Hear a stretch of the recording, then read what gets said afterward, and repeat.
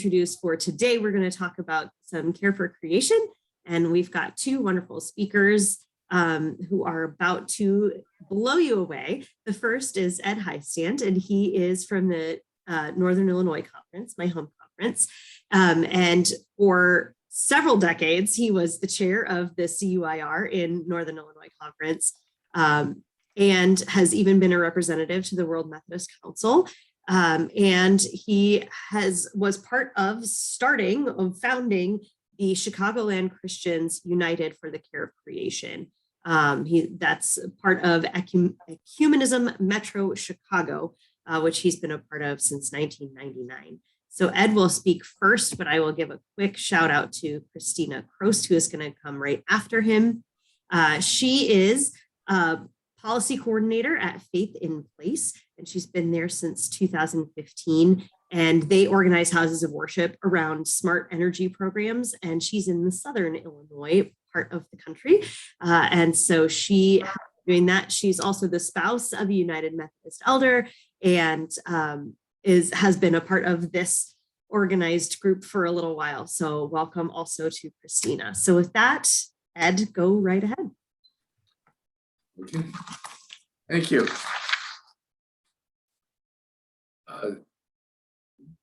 Christina decided I should start this, and we're both glad to be here with UMEIT participants during this holy season to look how God calls us into holiness of his creation, which we're to care for.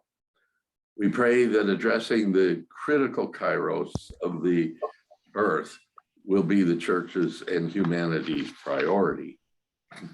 Just some background. Kadiana McKay is the Northern Illinois Conference current ecumenical officer, and she and I were delegated by Bishop John Hopkins and Arlene Christofferson, assistant to the bishop and head of the conference council, to reestablish and reinforce the ecumenical interreligious relationships after this disruption of COVID. And we are planning meetings with them concerning the funding and enlisting of the whole episcopal level of our church and the conference to have the resources and visible legitimacy for CCUIR representatives to the World Methodist Council, Ecumenism Metro Chicago, Illinois Conference, and so on. The CCUIR does have a unique role, I think, among all the UM boards, commissions, and task forces.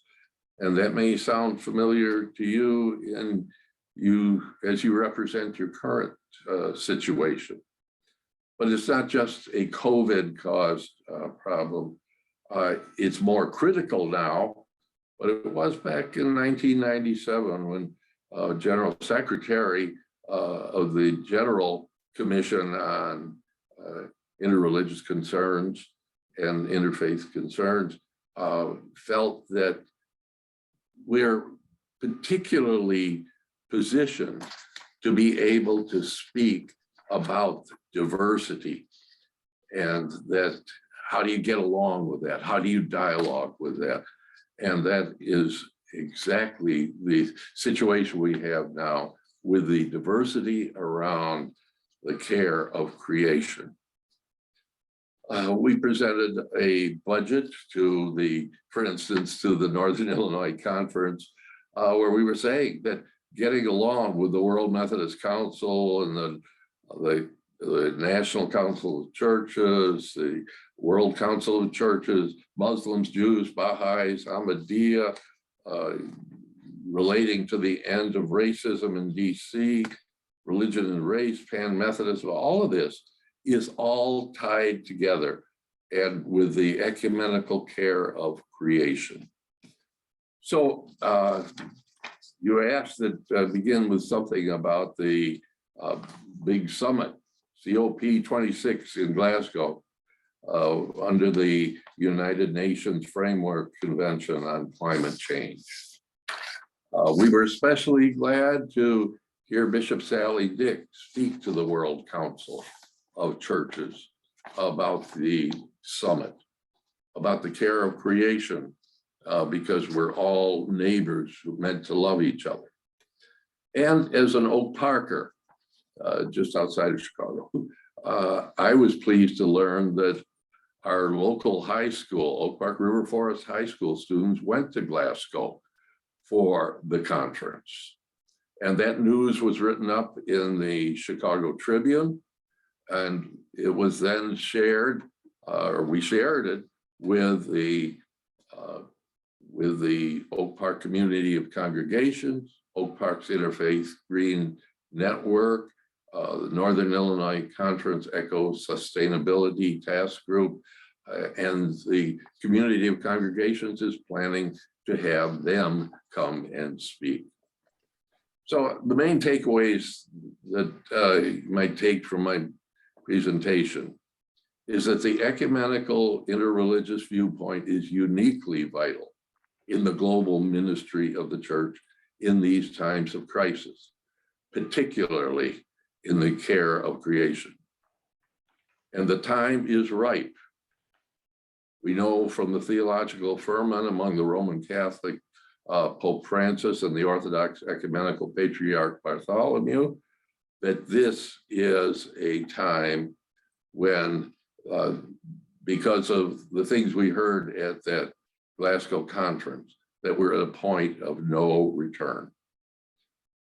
And I think that the role that UMEIT representatives have is extremely important, because if they are with the ecumenical or with the Episcopal office that oversees that role in your area, keeping them enlisted to provide a visible basic framework of legitimacy for you to be representatives in the area about things like this.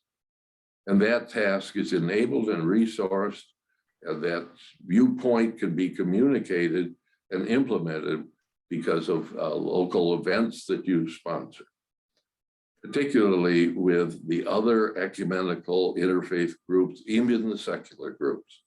For that, need to spend time on task and know the territory. Now, I'm going to show some examples in our area.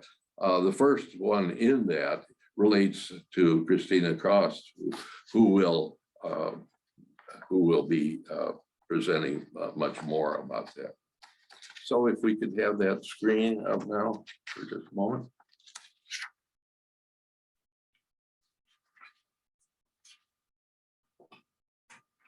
Well, that first applies to what Christina is doing with the Faith in Place. It's the affiliate of Interfaith Power and Light here in Illinois. And then, as mentioned, having worked with the care of creation through our Ecumenism Metro Chicago, that has been a primary thing. And maybe some of you saw the national workshop on Christian unity last year, or this year in April, when we made a presentation about that. Then going down from that,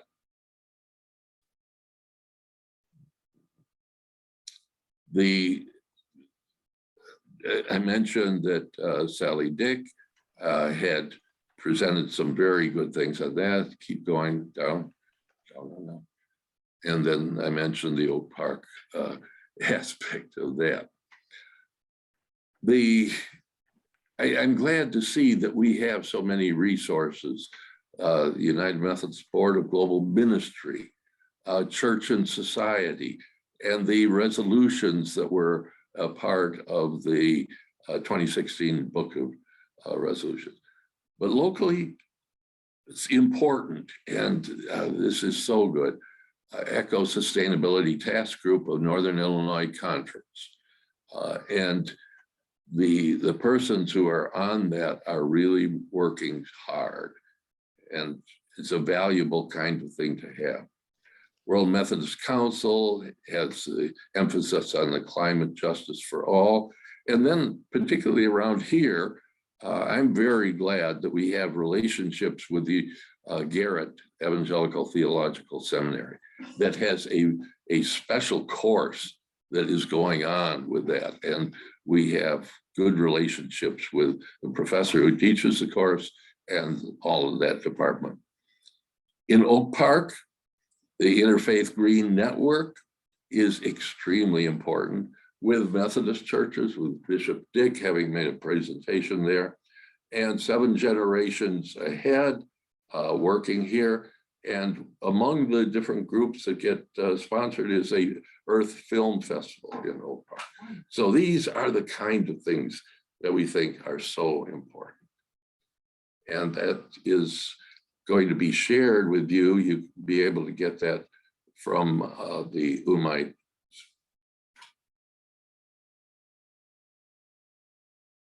Thank you.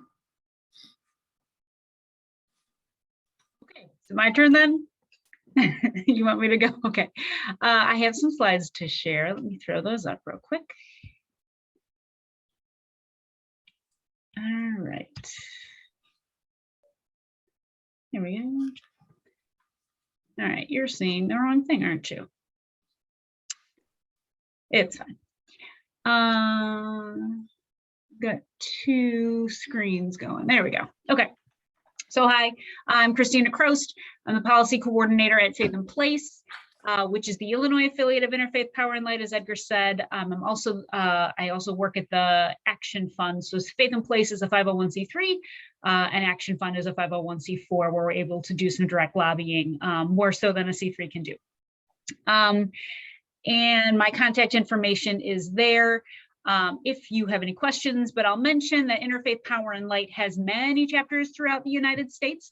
Faith and Place is just the Illinois chapter. And if you are looking for these resources in your particular context, you may find them at the Interfaith Power and Light website, interfaithpowerandlight, all one word, .org, will take you to that. Okay, so our mission is to empower Illinois people of all faiths. That's really important to us. To be leaders in caring for the earth. We provide resources, we connect, we educate, we advocate, all really, it's all about healthier communities for us. And that looks a lot of different ways. And our vision is that diverse people of all faiths are leading the environmental justice movement. We're leading it to justice. Justice is important to us. And that goes across faith tradition. And so I think that's what unites us, and that's what brings such a diverse group of people together to do this work. I'll mention that this fight comes to our doorstep, much as COVID has touched probably almost everybody on this call. Climate disaster is touching everyone. That red dot is my house. That yellow line is the Mattoon tornado that just came through December 10th. My house is less than a half mile from that. A half mile east would have destroyed my home, but also hundreds of homes in a neighborhood and an elementary school, which, had this been any earlier in the day, would have been full of 600 children. So this fight comes to our doorstep, whether we want it to or not, and that is a unifying point, I think, as we look to figure out what we need to be doing about climate right now. And so, you know, in the organizing model that Faith and Place uses, and this has been successful in a lot of places, you know, just outside of Faith and Place, but is to establish green teams in houses of worship and then connect those green teams in communities to one another. And I'll talk about that more in a second, but we organize ourselves around like these 5 program areas. I'm actually, you know, as I'm the policy coordinator, I started that role at Faith and Place just in last February. And so I'm responsible for creating our policy platform, which will very closely mirror this, but so it's just a different way of maybe organizing ourselves. But we'll be focusing on water justice, food justice, voting rights and access, environmental justice, I'm forgetting one, climate justice. So we'll be focused around those things here in 2022. But for right now, we focus on these programs. So energy and climate is kind of my particular area of expertise, but we do things with youth. And they're very important, especially in building a more diverse group of people to care and to get involved and to actually act on climate, water, sustainable food and land use. So you find a thing that resonates with your community and you start working there. And then from there, you really connect with other people and other houses of worship in your community and around the state. So these are just some pictures of, the diversity of age, the diversity of race, the diversity that you see of expertise, and some of our green teams around the state of Illinois. But if you go to the faithandplace.org website, there's a way to figure out hey, do I want to start a green team? How do I do that? And then second, how do I get connected with the other green teams? And that's something that we do really well at Faith and Place. And so we have over 180 throughout the state. And that's from, tip top up there, Lake County, all the way down to very deep southern Illinois, like Cairo and Marion and Harrisburg and way southern places like that. You might imagine there's lots of different ways we talk about climate in all of those different places. And sometimes you can't come in talking about the word justice. Sometimes you have to come in and talk about the word access. And so those things, again, really just depend on where you are. But so Faith and Place really, helps to connect people to one another and connects the work. If one green team is working on a project, you wouldn't believe how many others might want to get involved, might support it financially, or might send a few people to help out. This got a little harder during COVID, but I think the support that we've seen, especially through being able to connect on Zoom, has actually, people feel supported, even if they may not feel a physical presence, next to them right now. And then these are just some tips that we use as we form green teams. You can find this on our website. This is just a screenshot and it's kind of hard to read, but you can find all of this on the website and the resources. But the point of what we do at Faith and Place is connecting Earth Care to individual faith. And it's something that we all have in common. We all share this planet, as you know, and we all have to breathe the air and drink the water. And so it's something we all have in common. And this has been a way, I think, to work together in ways that maybe other things maybe challenge us a little bit more to connect on. And I put my contact information there at the bottom. So, should you have questions about how you might do this in your house of worship or how you might get something started in your conference, Edgar's up in the Northern Illinois Conference and you have a framework and people and you have a task force. I'm in the Illinois Great Rivers Conference. We have none of that. I'm that. And so, I do things maybe on my own time with my own coalition of people. There's not the structure there. And so the work can get difficult and it can be sometimes lonely. And so, don't do it alone, do it with other resources that you might have. So, I can be one of those people. I'm sure Edgar can be one of those people if you're trying to get something started, in whatever context you might be in. And that's all I've got, unless you have any particular questions for me. We do. We already have some questions coming in. Christina, this one's probably for you. Does Interfaith Power and Light, is it just national? Is it international? Does it have international co-working organizations? It is just national, as far as I know. I'm sure there are other international groups that do this similar work. I am not aware of them, but I probably need to look that up. So let me find out. I do know that the Parliament of the World's Religions has made international climate justice a real priority. So they probably also have some resources. If you are international and need to look that up, they might be a resource as well. Jean, did you look like you wanted to say something? My husband says possibly Arosha. I don't know if some of you folks might know about Arosha, but it's an international organization. I was writing that wrong. I know that. Is it letters? AROSCHA. An acronym? No, I think it's a word. Okay. Yeah. In fact, I know it's a word. I just can't remember what it is. And maybe Abel or David could answer that for their countries. There are. I just don't have anything off the top of my head that I could. I think a lot of this is being done certainly here in Switzerland with the these Protestant churches. The what do they call them?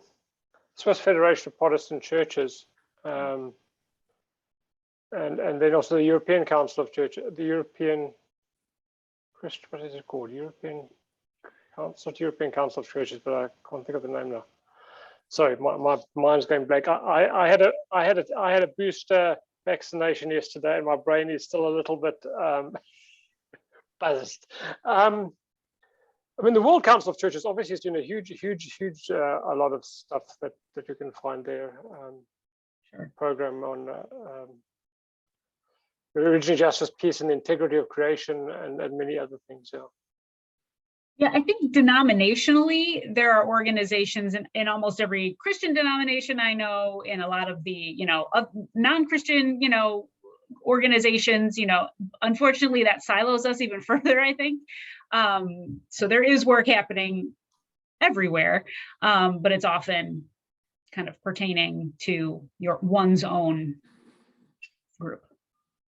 Well, and Ed also mentioned the World Methodist Council, that work, the group of young adults that was started by the British Methodist Church in Great Britain. And that's available on the World Methodist Council website. I was thinking Faith in Place was so important here in Chicago. Back pre-COVID, September 2019, down at the Field Museum. So many groups gathered together, including that Ecumenism Metro Chicago, for that. That was wonderful. So that's, Edgar's mentioning our Green Team Summit, which if you go to faithandplace.org, you can find previous recordings of our summits, where we bring in different speakers and, you break into different groups. We used to do it in person at the Field Museum, 700 or 800 people would show up. We've had to do it virtually the last two. And again, you can find those recordings and that information on our website. But, in those cases, a couple thousand people have, participated globally for those. And so, I think that information has been getting out there and people have been finding it useful. It would be nice to be able to gather in person again eventually, though. So we'll see what happens in 2022.